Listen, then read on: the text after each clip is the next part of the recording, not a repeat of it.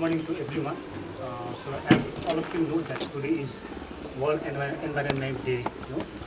So on this special occasion, we have organized the plantation program from 20th till 7th of June. So on this special occasion, I would like to request our administrator sir, Reverend K. Sardar, to say a few words and open the program. Good morning to all of you. Good morning. Say good morning. Today we are observing World Environment Day. Actually, our bishop, he was supposed to be here on this day, and he took the initiative.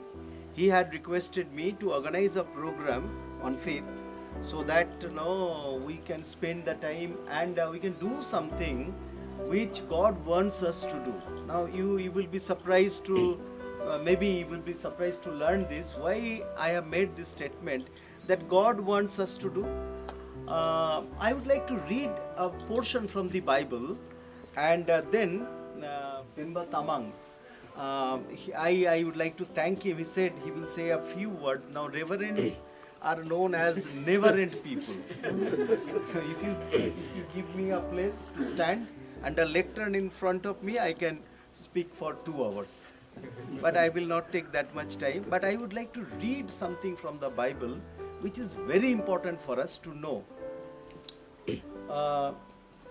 It is from the first book of the Bible, and I'll be reading from the first chapter, beginning from the first verse. So it is, the name of that book is Genesis. Genesis means beginning of everything that we find in that book.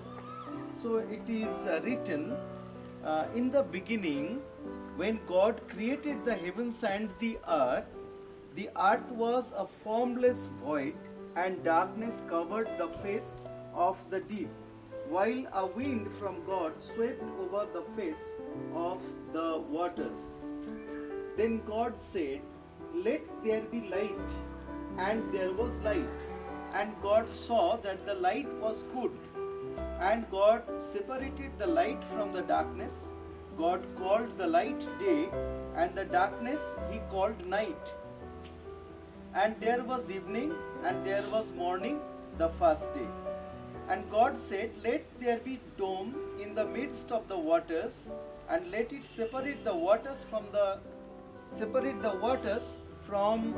that were under the dome, from the waters that were above the dome."